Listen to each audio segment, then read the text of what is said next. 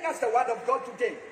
We have read from the scripture, from the book of 2 Timothy, chapter 2 and verse 19. The Bible begins to say, nevertheless, when you hear the Bible talking about nevertheless, it means there is something that preceded there. Therefore, when you read what Paul was telling Timothy, he was telling him about the last days, what things will happen. Things will happen like what is happening now. And the people will lose their faith. People will do every sort of things. But Paul was telling his understanding Timothy. He was telling him, nevertheless, the solid foundation of God standeth sure, having this seal. The solid foundation of God. That is the word of God. That is Jesus Christ. In other words, there is nothing that can shake the foundation of Jesus. The foundation of the word of God. The Bible says the word of God is forever settled in heaven. There is a foundation that can never be shaken. And that means there are some foundations that are shakeable. And right now, many foundations are being shaken. The foundations of businesses, the foundations of finances, the foundations of nations are being shaken. And the scripture has been asking very many times, when you read the Bible in the book of there's a scripture that I love so much, the book of Psalms 11 and verse 2. Psalms 11 and verse 3. The Bible says, if the foundations are destroyed, what can the righteous do? If the foundations are destroyed, or if the foundations are shaken. Now, what can the righteous do? The righteous, we are the righteousness of Christ. We have been clothed with the righteousness of Christ. We are the righteous of the Lord. I know somebody was asked, are you righteous? And he could not be able to answer. And he was saying, oh, there is no one that is righteous. Let me tell you, we are not righteous by our own righteousness. But we are righteous. We have been clothed with Christ. We have the righteousness of Christ. So we are the righteous of the Lord. And all the Bible says is that we should live according to the lifestyle of the righteous. And we should live like, as holy, just like he who has called us is holy. And the Bible is talking, if the foundations be destroyed, if things happen like they are happening now, what shall the righteous do? If like now, many people are suffering. Many people are suffering. Even ministries, even preachers, even presidents. Everybody is helter-skelter, wondering what will happen next. And the people are talking of the new normal. And let me tell you, whether it is the new normal or the old normal, the word of God still remains the same. So he says, what shall happen if the foundations are shaken? What shall the righteous do? But we have an answer. When people have lost their jobs, when people have lost their dreams, when people have lost their finances, when people have lost their loved ones, I tell you, it is so painful. When people are going through hell, when people are going through stone and handy place. Now, the scripture says, what shall the righteous do? We have an answer. In the book of Isaiah, chapter 3 and verse 10. Isaiah chapter 3 and verse 10. The Bible says, tell the righteous, it shall be well with them, for they shall enjoy the fruit of their deed. Tell the righteous, it shall be well with them. This morning, I have come to tell you, it shall be well with you. It shall be well with you. Perhaps you have lost your job. Listen to me. The Lord is talking to you and to us. It shall be well with you. Perhaps you have lost your loved one. It shall be well with you. Perhaps you have lost your vision, your dream, your business. It shall be well with you. Listen to me, child of God. Tell the righteous, it shall be well with them. The word shall means right now, it may be not okay. Right now, you may be crying. Right now, you may have come to the end of yourself. But the word shall, it's something to come. It's something to happen. It's not happening now. The Lord sees your end from the beginning. Right now, you may be wondering, why me? Why me? But I realize some things, the Lord, they will come camouflaged. Some victories come camouflaged in problems, in troubles, in pains. Some favors come wrapped with the pain, with the struggles, with the battles. Because when God told, when the angel told Mary that you are highly favored, that's the time she was in a risk of losing a relationship, losing her, the person who was to marry him. When God told Joseph, you are about to be lifted, that is the time he was being rejected, hated by the brothers.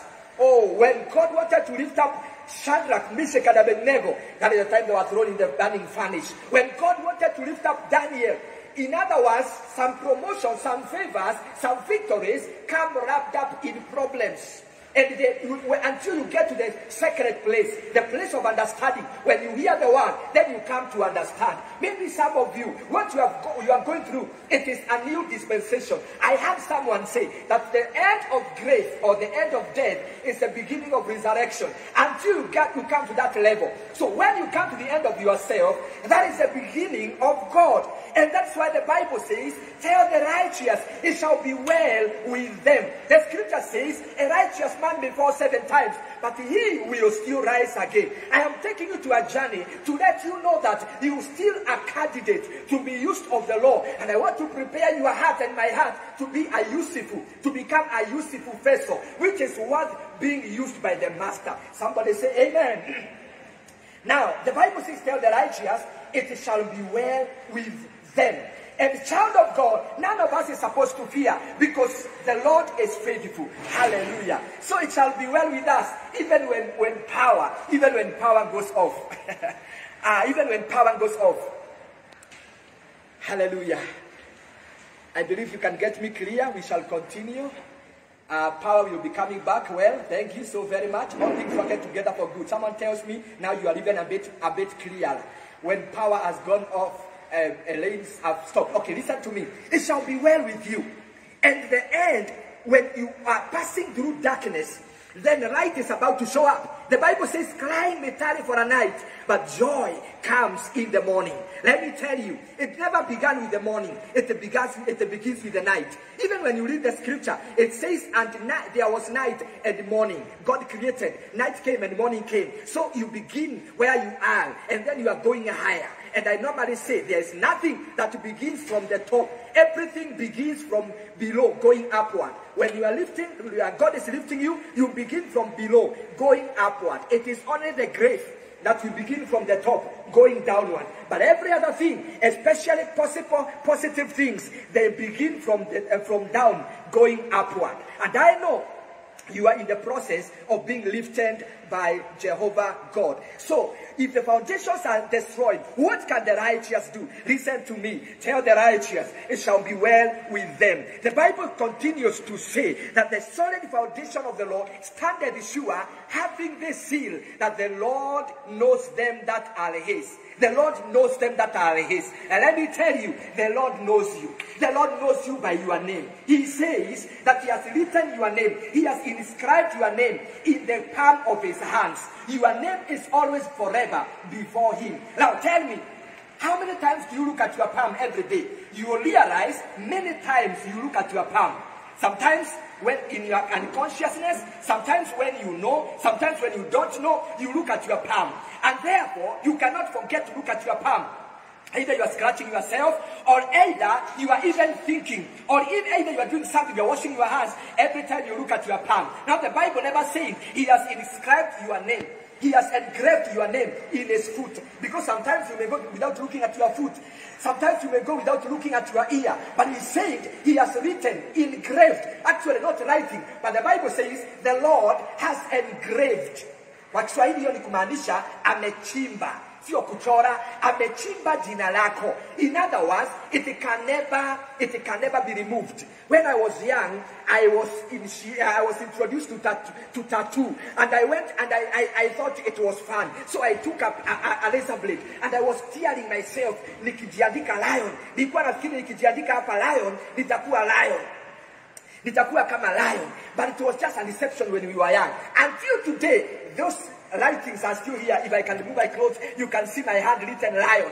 Nikatoka damu, nikaumia, but it was just foolishness. Now, let me bring you to what I'm talking. When the Lord engraves, ni kukuchimba katika kiganja cha mkono wake. Na wakati amekuchimba katika kiganja cha mkono wake, hawezi akakusahau. Every day he has to remember you. Every day he has to see you. Every day he has to remember that you are his child.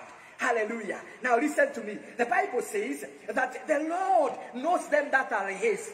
And he is faithful to them that are faithful. Even when things are happening the way they are happening now, the Lord still remains faithful.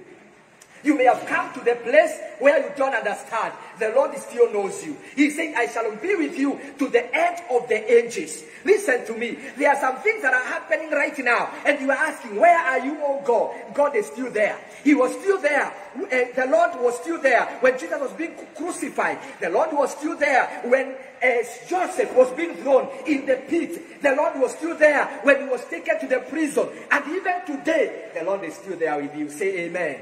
You are not going to be disappointed. They that put their trust in the Lord.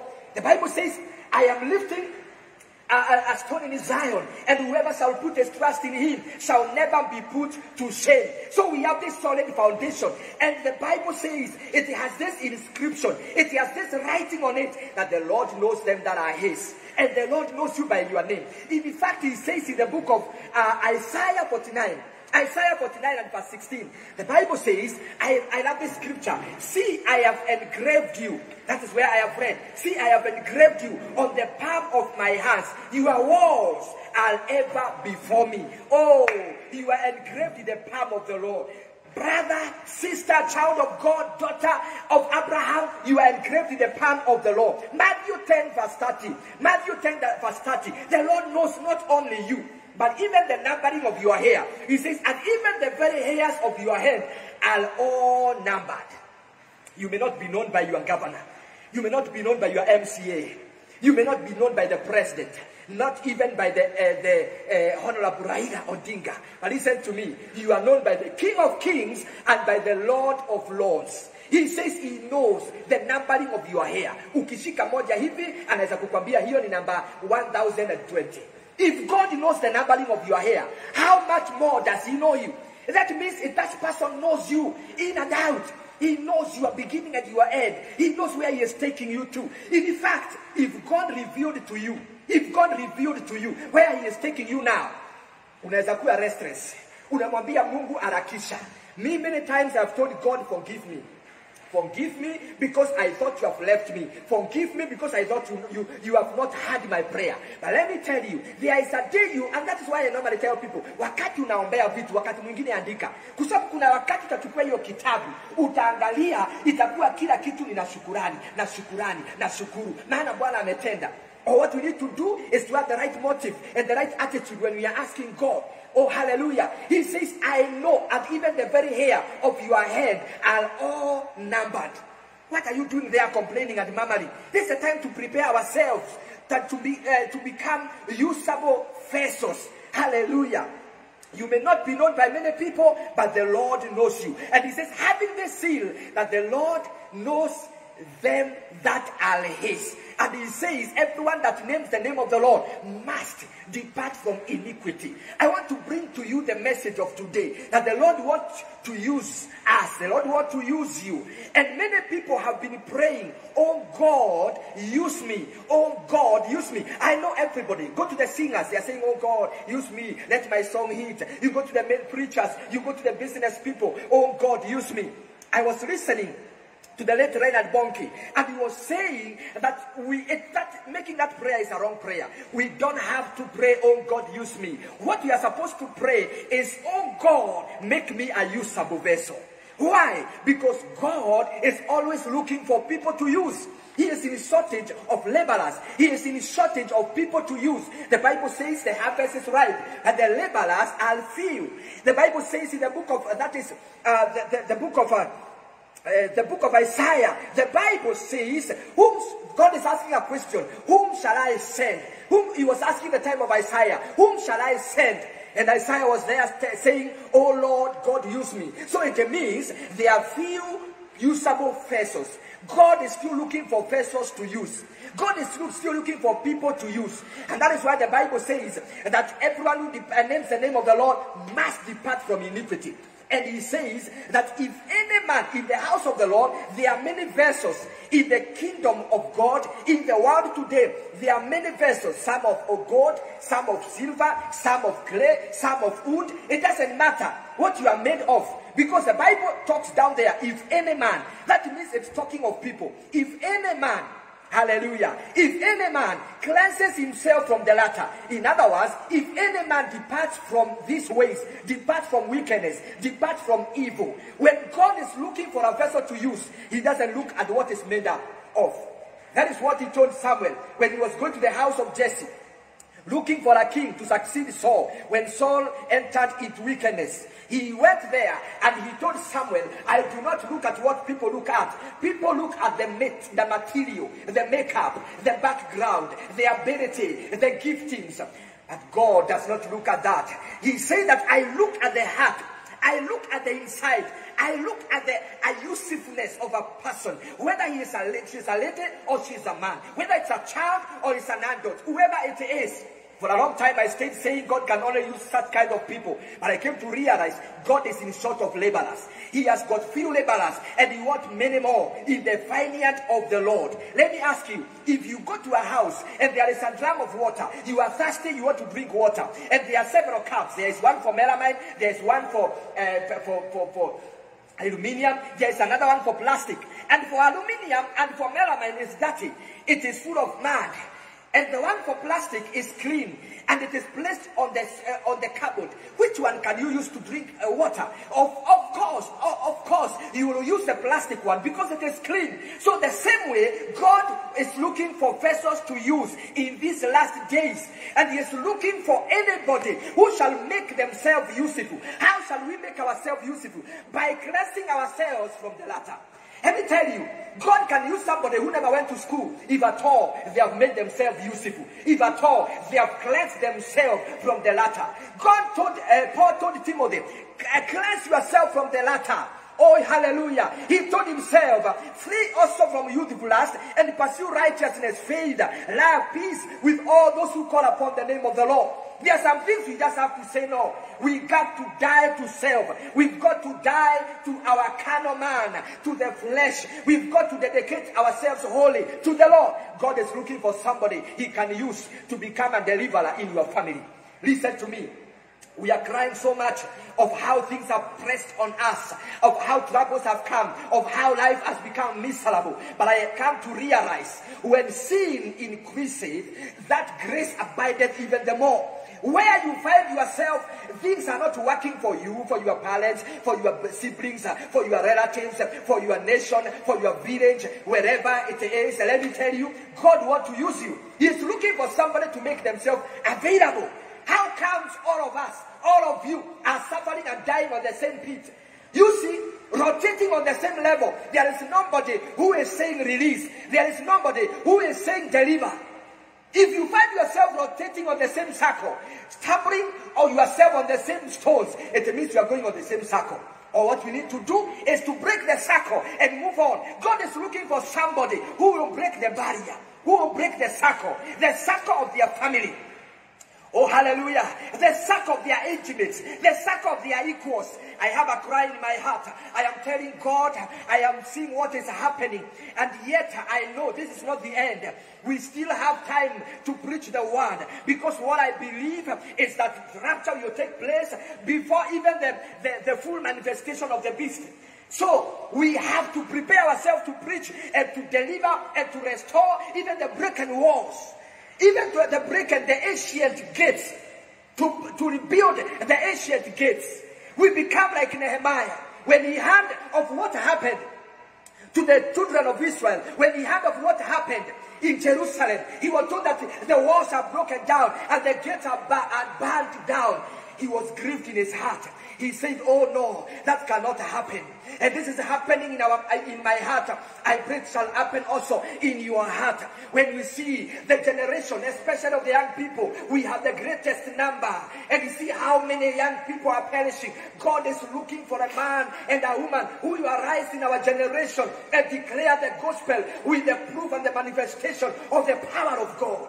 Oh, we have got to get to a place where we have got to see God, to capture God, and to walk demonstrating His power. I read about this revivalist of the 1970s by the name Evan Roberts. He was a young boy. He was a young man. He did mighty works. He walked with the power of God. Mighty things happened. People came to the Lord because they saw the proof. Like what Paul was saying, it is not by the wisdom of ones, but demonstration of his power.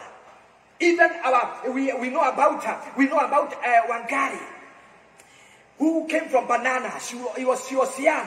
I am praying that the Lord will help us young preachers, that we are going to capture the baton from our fathers and preach this word, take it to far and beyond. We are going to demonstrate the power. Instead of being indulged in pornography, instead of being indulged in materialism, finances, let me tell you, it is not just what we are, especially in Africa, in Kenya, we know all to succeed. It's to drive a good car, it's to have a good house, it's to have a good job. There are some areas where you go and the car is just a necessity, it's just a normal thing. Go to the inner village, you'll find them thinking that to have a nice phone is success. Come to Nairobi, even a phone is not anything. Nobody bothers about it anymore. It's just a normal thing. So it means success is not what we are thinking about. Success is to have Jesus, to have peace in your heart, and to have him in totality. You begin living and enjoying life. Oh, hallelujah. We have got to get to a place where God will ignite our fire, the fire within us as young people. Wacha tuache porojo, tuache siasa, wacha tuache masengenyo, wacha tuache siasa za pesa nane, na vita hasina miguu. Wacha tuanze kazi, tuhubiri injili, tuhakikishe katika kizazi chetu watu wamemjua Bwana. And it's possible. If we get to cleanse ourselves from the latter, we shall be made useful by the Master. You can live beyond the salary you are getting. You can see beyond the job you are working for. You can see beyond the expectation of your heart. You can see beyond getting married and marrying. You can see beyond having a child. There are so many people that are married, they are not contented. So many people are driving, they are not contented. So many people have got mansions, they are not contented. I remember what this late Balonza sang and said. She said that I thought nilifikiri kubarikiwa nikuwa na mali mingi, kumbe nilidanganya. Kubarikiwa ni kukutana na Yesu, akubadilishe uwe kiumbe kipya. Let me tell you, we have tasted right now that even the presidents, even the kings, even the queens, everybody. I was asking my wife last night, how comes India, the place where this medicine is coming from, ndio sasa mambo imeenda, siko kumekuwa hakuna maneno. Na nikasema whether it is man-made, whether it is natural, the fact is it is killing people. And the solution is not just vaccination. I heard that we shall be vaccinated every year. Kila mwaka unadungwa shindano. We began by it is optional. It is optional. It's not going to be optional. Everybody will have to receive it. And let me tell you, it is not the issue of vaccination, neither of the virus. It is the issue of life and death. And not only the physical death, but also death eternal. We have got to be with the Lord and walk by faith. Whether it will be a wrong vaccination, the Bible says we shall take poison, it shall not harm us. So if they plan and decide that it is going to harm us some years to come, I believe God will accept us. Oh, wakisema ya kwamba hatutazaa tena, wale wanazaa bado utazaa, kwa sababu Bwana atakuokoa. Utakunywa sumu na itakuumiza. Glory to God. So we have got to think and capture what is necessary. What is necessary is, do I have the law? So many people, even the learned people, even the people that are upright, to mesahau the right thing, the priorities. First of all, it is to have Jesus in your heart. If we can preach Jesus the way we are preaching the vaccine and the virus, oh my God, I tell you, all what we need to do is to do it, and to do it with the power of God. So that everybody may be talking about Jesus, some people, and we have talked about the word of God, but we have got to get to another level by being cleansed and by becoming useful to be used by the Master, so that we shall declare healing, people shall be healed. We shall declare salvation, people shall come to the Lord. We shall declare deliverance, people shall be delivered. I'm sometimes surprised we have become so powerless, even a single-eyed demon, we cannot deal with it. And Jesus left the power and authority with us. He wants us to be useful vessels. And how do we become useful? By cleansing ourselves. Let us get rid of evil things. Let us be sanctified through and through. Let our speech be always full of grace, seasoned with the sword. Let us not be captured by evil, wicked things, whether in public or in private. God is looking for a vessel to use. And let me tell you, whether you went to school or not, whether you have money or not, whether you are a man or a woman, whether you are old or young, the Lord can still use you. He can use you to turn around your family. He can use you to turn around your village. He can use you to turn around your town and your city. He can use you to turn around your generation. And I have told God, I want to be counted among the number.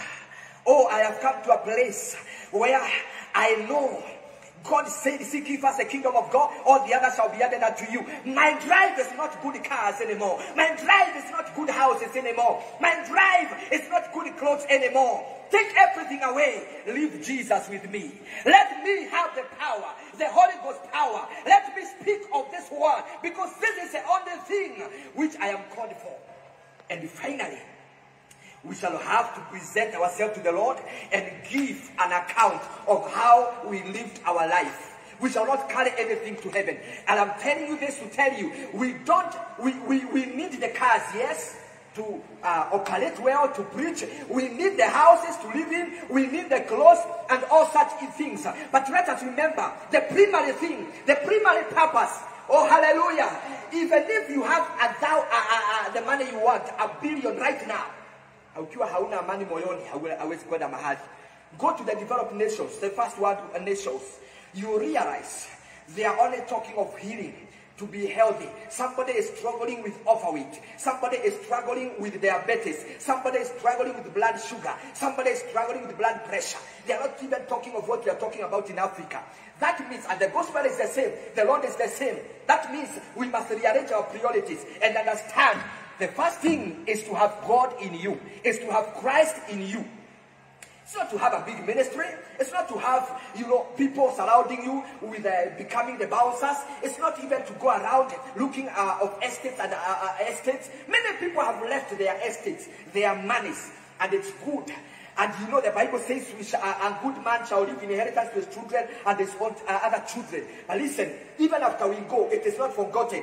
Even after we die, we are ushered into another kingdom. Let me tell you, together with that business, put Jesus number one. Together with that education degree, put Jesus number one. Together with that beautiful wife, put Jesus number one. Together with that success in your career, let Jesus take preeminence. And you will see, you will not miss it in life. I was following about Yogi Cho, how he was beginning his ministry, or how he was so hardworking, until when God spoke to him one time and he told him, this is a priority. You have misplaced priorities. And he was thinking that he's working too much for God. And God, he told him this is a priority. He told him that first of all is God number one. He said then number two, it is you as Yogi Cho. And he said number three, it is your wife. He said number four, it is your children. And he said number five, it is your church. And he said, if you put that in order, the Lord shall bless you. Many of us have put business number one. Many of us have put education number one. We have forgotten the priority. And that is why there's no satisfaction in our hearts. May God deliver us today and prepare us to become useful vessels. Say amen. May God help us to be sanctified through and through. Investigate yourself and see what causes you to stumble a lot. What fails you. If it is lies, if it is immorality, if it is even adultery, if it is stealing, if it is, oh my God, whatever you find that pulls you back, let master your sin before it puts you down. This is what God told Cain. He said, Cain, master your sin, for it is knocking at your door. It is always before you. Master it before it finishes you. And let me tell you, the Bible says, you have sin, will find you out. And David said, if I challenge sin in my heart, the Lord will not listen to me. Many times we pray. Even the thieves pray before they go to steal. Some of them, wanasema Mungu nisaidie nifanikiwe. Hii Bwana wacha hii kaive. Now they go. Now let me tell you, I don't know whether God. Actually, the Bible says God does not listen to the prayers of the sinners. You may not be a thief, but how is your heart? How is your life? The Lord talks about pure heart. If you have a pure heart, you will see God. God is looking for vessels to use. He wants to use you to deliver your mother, to deliver your father, to deliver your brother. He wants to use you to deliver your neighbor. Even He wants to use us to deliver our nation and nations of the world. You are usable. You can be used of the Lord if only you prepare yourself and be a usable vessel. So stop saying, oh God, use me. Begin praying, oh God, make me usable. And when you are corrected by the Lord, accept the correction. Don't be like Saul, who was arguing and arguing instead of getting corrected. Be like David, who said, be like Mary, who said, be it unto me, O Lord, according to your word. Perhaps you are there and you don't have Jesus as your Lord and Savior. It's good to understand God can still use you if at all you decide to change and to surrender to Him. You are listening to me. You are only a church goer. You are listening to me. You love the Lord. But you know very well, if He comes now, you cannot be a partaker. Let me tell you, child of God, could be you are the one God is looking for to turn around your generation, your nation, and nations of the world.